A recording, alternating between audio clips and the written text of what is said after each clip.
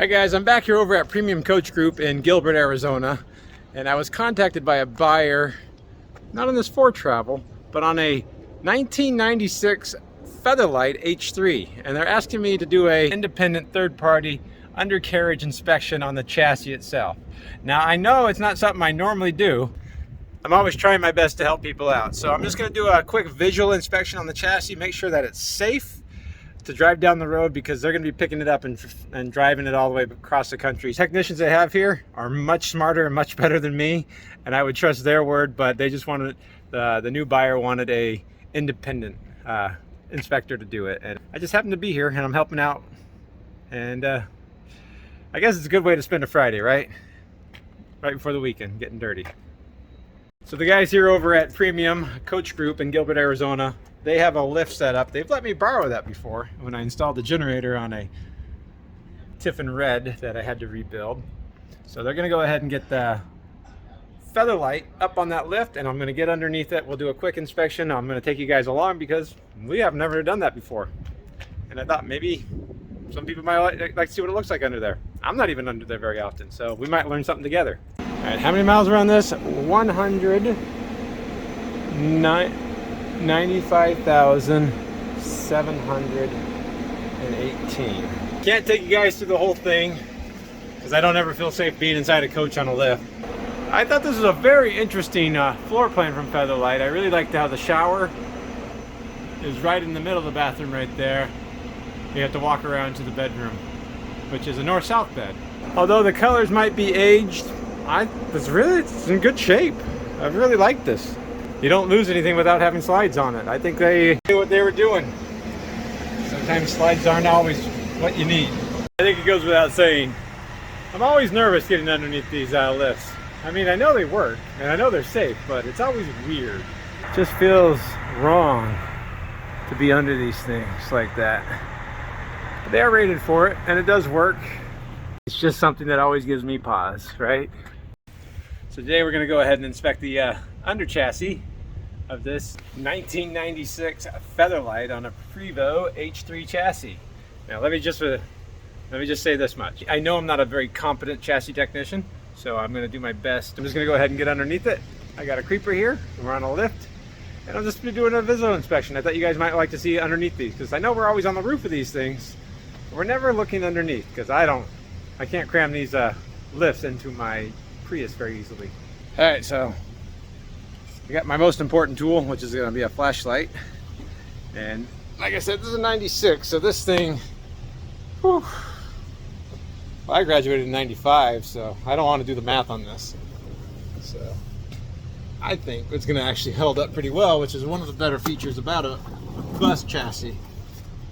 Now those might look ugly. This is just spray foam used as insulation. This one has cruise airs on it, so that's just the air handler for the condenser. That's where the air blows out of. We're looking for anything interesting, even though this does have airbags on it, which you can see right up there. Airbags are not cracking. I would say they've been replaced, but it does have shock. So let's see, this shock I can pretty much tell you is leaking, so I'll make a note that that shock probably needs to be replaced. We're going to look at the bushings, the condition of the bushings on the control arms here. So I mean, it's cracking but not twisted or bad, so I think we're looking pretty good there.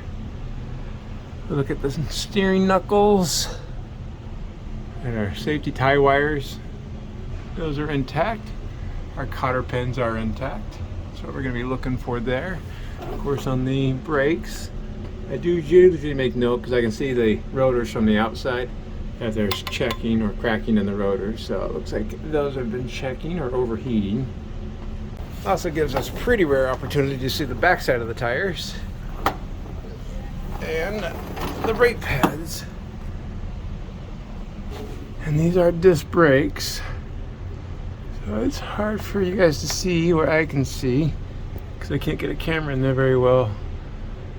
But we are pretty low on brake pad life, so I would say we're definitely below 50% life on there. So with the rotors anyways, I'd be recommending a brake job as it is. If we look right here, Definitely nobody's been shy with the grease, and it looks like pretty good grease in there. So this wheel, we're going to definitely recommend a brake job and a shock on the passenger side front.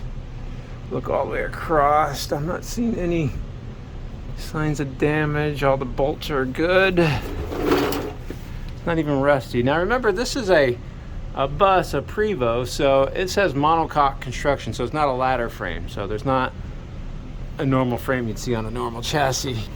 Look at all our steering components. I found a spider web with my face. I'm not freaking out, I'm okay. At grease point, we have a cotter pin there. Cotter pin there. We'll go ahead and put my hands on it. Nothing is loose. Cotter pin there.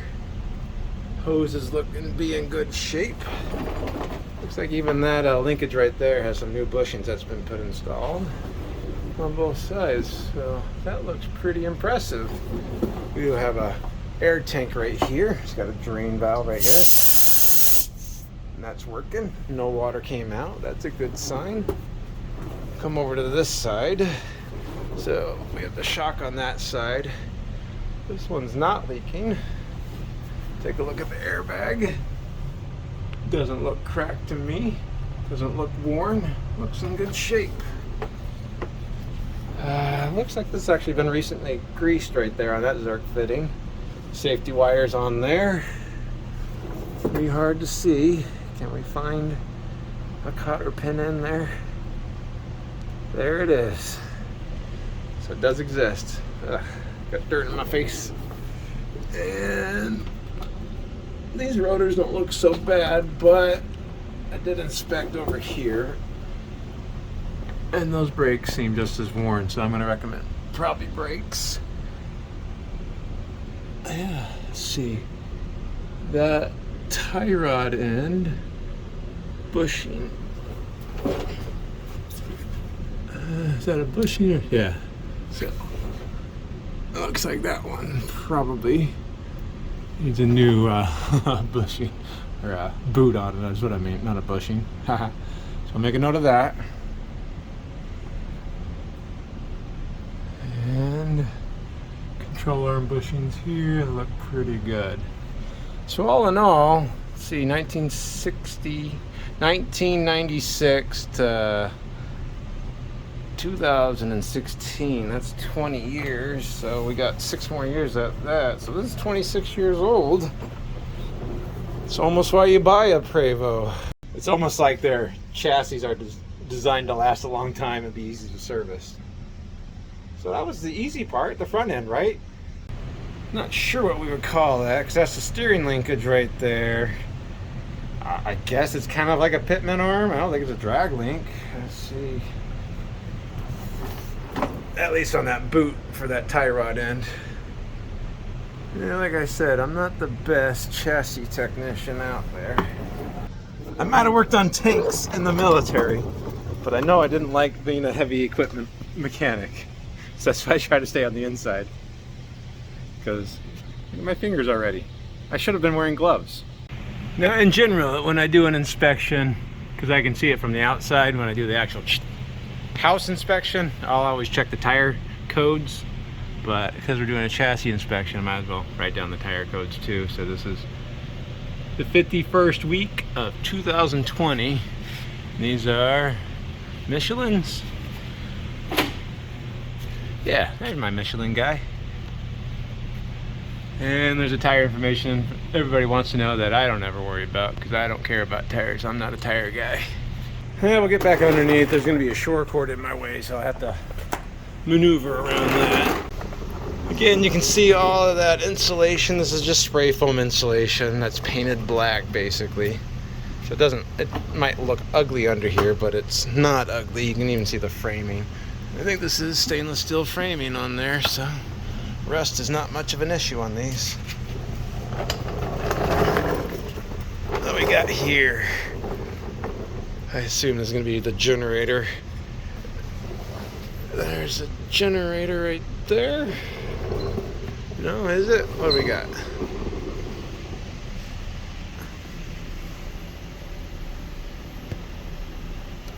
I don't know. Is this bus air?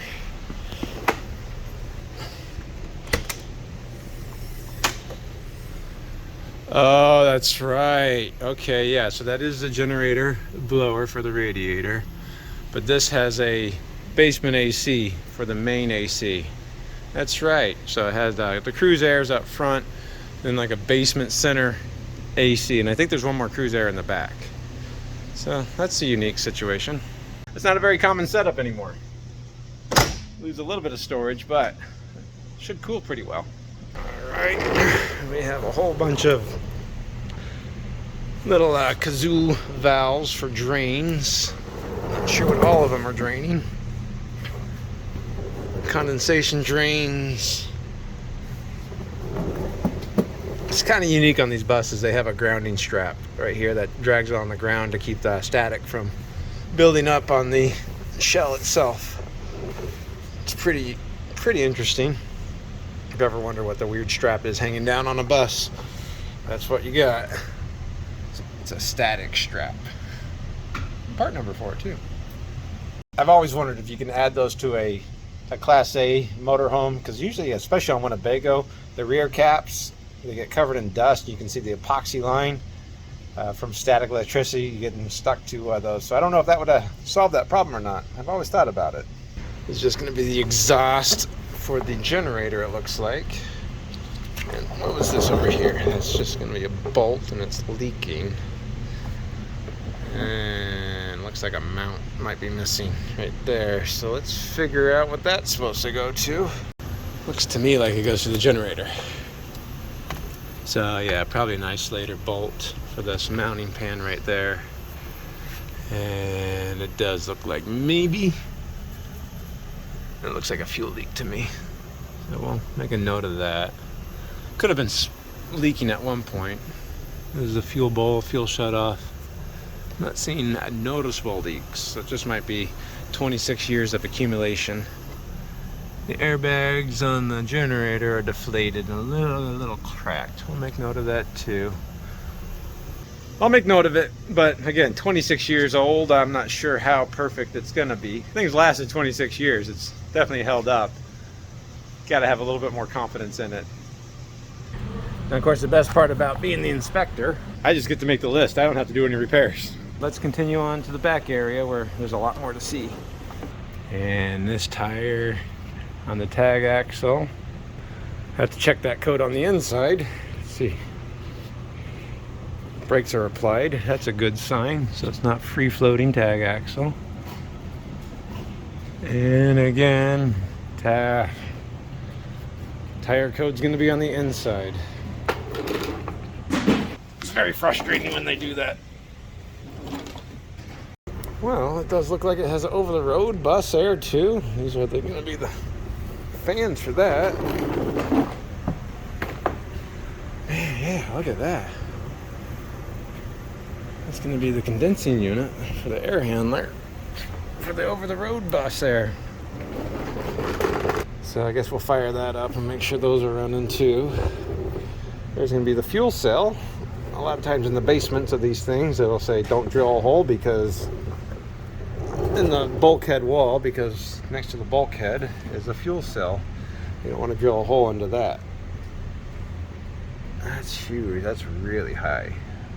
So on this generator exhaust, looks like one of the exhaust hangers is met its match. But the exhaust doesn't feel loose, and there's another hanger right here. And it's in good shape for that flexible pipe that's going to go over the differential in the rear end. But back over here, we have the exhaust for the Aqua Hot. And that just terminates right there. We have a water hookup right there for the passenger side. Feeds over to the, I don't know if that feeds up to the fresh water tank. I don't know. I don't know if that's a drain hose. This is a Featherlite. I'll have to make note of that. I'm sure there's somebody watching the video saying, hey dummy, that's what this is for. You should know this, Mr. Expert. But I don't know everything. So we have the control arm with these locking tabs on those bolts look good. We can see the differential. I don't see any, I mean, a little bit of weeping out of a differential I'm not going to be too worried about. But I don't see anything actually leaking on it.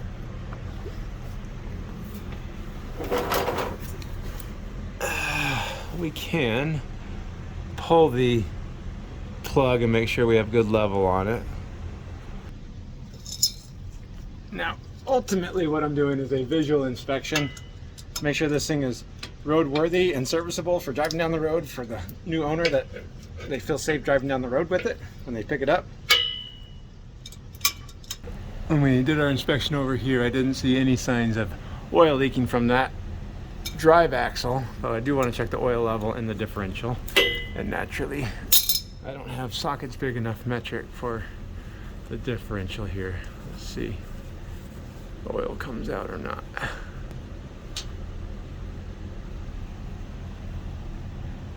No real pickup on the magnet there. No big chunks. Very nice. And I can smell it. Let's see. Ooh, it's right there. Let's see. Oh yeah. It even looks pretty clean. Like it's just been changed out too. So that's a good sign. It's a very good sign. About the last thing I'll have to do is take the hubcaps off the tag axle and the steer wheels so that I can check the oil level in those hubs. I didn't see signs that they were leaking. Normally on those non-drive axles, if they're leaking, you can see them on the rims or on the back side of the brakes there. So that's all. I'm assuming they'll be fine too. It looks like the maintenance has been done on this one pretty routinely, and whoever owned it before really took care of it. Here, tag axle rotor. Looks like it's got some heat checking on it right there too. Not cracking, but it's definitely heat checked. How our brakes look. It's kind of hard to see. Let's see if I can't get a tape measure in there. I'll try to get a measurement to look somewhat professional, right? Yeah. I'm gonna say we have less than half an inch of pad life left. I can't show you very well with my camera set up, but you'll have to take my word on it. But it does look like everything else is in good shape. Yeah. Here. The drive wheels at least have normal drum brakes, and you can see, yeah, they're definitely. Put a tape measure on that. This is the plate. You can kind of see the bolt on the pad there. So it looks to be just under 3/4. Alright, so we can check the date code on this one.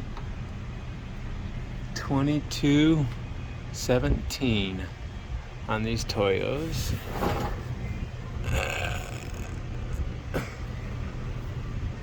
Definitely hard to see on this side. But okay. How do our linkages look? Locking nuts on those. Sway bar bushing. Looks pretty good. Probably could use a squirt or two in the U-joint because it doesn't look like anybody's greased that in a little bit. Alright. Same with here. I'm gonna say these chambers have probably been changed at some point because these look a lot newer. That exhaust from the generator went over the rear end right there. Comes down to here. Exhaust is supported. Hanger is not torn. Our drag, let's see, our control arm here. And that tag axle looks pretty good. It looks like maybe somebody's changed out the tag axle brakes. This rotor on this one. Let me see on the front. Yeah, those pads are pretty beefy compared to the other side. I can't imagine just doing one brake pad on the tag axle.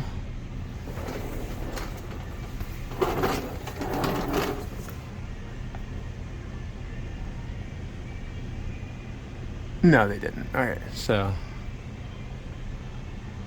it's a little concerning because this one is heat checked. This one, it does not feel good. I don't know. Definitely need to resurface that. Something's hanging up. I don't like the wear on this rotor at all. It's very grooved, so I'll make a note of that.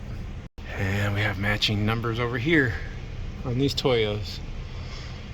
So far, everything's looking really good. These brake pads on this drum look pretty good. And I'm not seeing anything worth writing home about on the rest of it. And all these locking tabs on those hardware's looking good. Our drive shaft over here. Maybe we could go ahead and recommend grease. Transmission, I don't see any input seal leaking. I don't know. I mean, it almost looks like maybe somebody's replaced it, but I can't imagine, right? No, it just looks clean.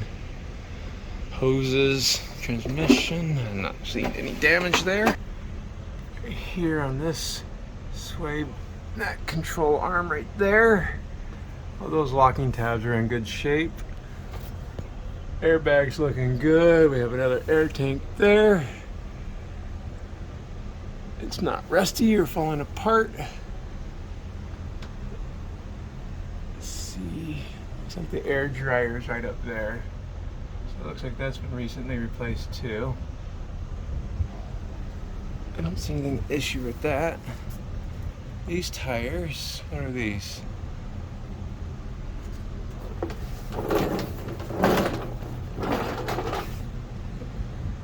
E-balance. These are Toyos back here. So let me make sure that we have Toyos on the outside. The tread looks the same.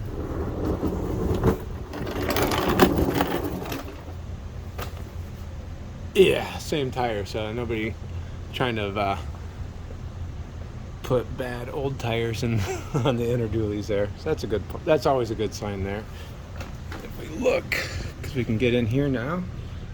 Got that airbag looking pretty good, not cracked. This tag axle airbag is going to be pretty well extended because we're up in the air, so it's not holding air. But that one's holding air. The shock bushing looks like it's a little bit cracked. All of these, this is actually how it pulls up the tag axle right there. So you have that actuator right there that pulls that drag linkage up on the tag axle. Very high tech, and you can see another air tank right there. We have an air drain right there that I'm gonna have to get at from underneath. And that shock right there. That bushing doesn't look bad. I kind of hope you guys are getting something out of this other than a man talking to himself. Alright, we didn't check the air chamber in these brakes. Everything's looking good. Not broken. Airbag's good. Airbag's good. Not loose. How we doing on our sway bar? Let's see, on this side, I don't think I checked the sway bar bushings over here. They look good and intact. And those bushings look good. I can't say I'm seeing anything worth being too concerned about, other than the brakes. Alright, well, we're making our progress back, but remember, this thing's 26 years old, and man, it looks really good. Somebody went ahead and they've already changed that fuel filter out. No, I'm sorry. They've already changed out that fuel filter. You got the engine block here. What do we got? It seems more like fuel than oil to me. But maybe it's oil. There we go. Right there, it's hydraulic oil. It's not dripping. I don't see a puddle down below. Hydraulics generally always leak, in my opinion. I'll make note of it, but hydraulics in 26 years, if that's all you got, I think you're doing pretty well. If you look in this bay, this is actually the engine bay, so we can open up that door right there to get it to it. So that's just where I was. Not too much to see. Got this big Series 60. I don't see any real bad things. See, that's the only drip I see right here on the ground. So that looks maybe engine oil. Oh, that's just from the breather. So that's pretty common. Oil change has just been done. Muffler. That's a big muffler. I want to see how big it is. There's my hand. Is that a big enough muffler? And the exhaust might be a little bit rusty, but yeah, we're looking really good, guys. This is why you buy a Prevost, because they're meant to last and hold up to use. All right, let's go check those hubs. Very inclined to use my screw gun, but these are stainless steel screws and I don't want to strip these out, so let me just take these off real fast. All right, I think that's all of them. Let's try to take it off. All right. Oh, geez. Oh, there's another one underneath. All right, let's get all these out now. All right, got a whole bunch of these now. Well, hopefully you guys can see me, or hopefully you guys can hear me. These are not wet hubs. I wish I would have known that one before I went through all this trouble. Wasn't expecting that.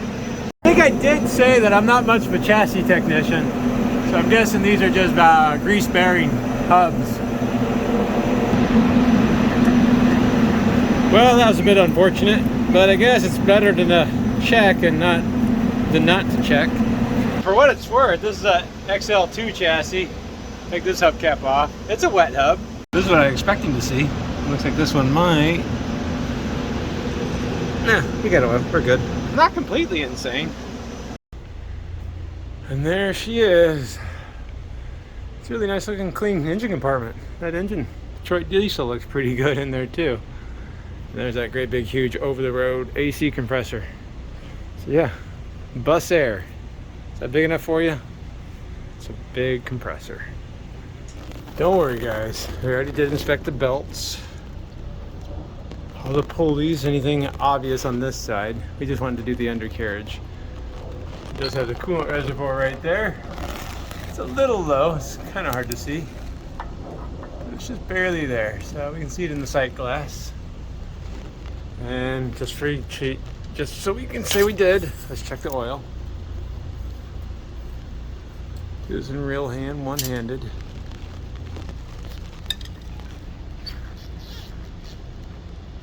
Ooh, we're looking pretty good. Completely full. And I did check the transmission already. We have to have the engine running for that. So I don't know if that helped anybody out, or if we learned anything from looking at a monocoque H3 chassis from Prevost, looking underneath the under chassis and doing a quick little, it's really just a visual inspection was all I was doing. Just a safety check to make sure nothing was going to fall off. Okay, so there was a visual inspection of the undercarriage on a 1996 Featherlite H3 Prevost chassis. We found a few items wrong, but overall, I think it held up to the test of time, and just goes to further my opinion that something that's proven itself, even if it's 26 years old, should be something you can trust. Yeah, I think it checked out pretty well. Only got a little bit dirty. Thanks a lot for watching, guys. I said I'd try that air tank over here. Let's go up to it. There's the drain valve port. Ooh. Was not expecting green to come out. That's a weird color to come out.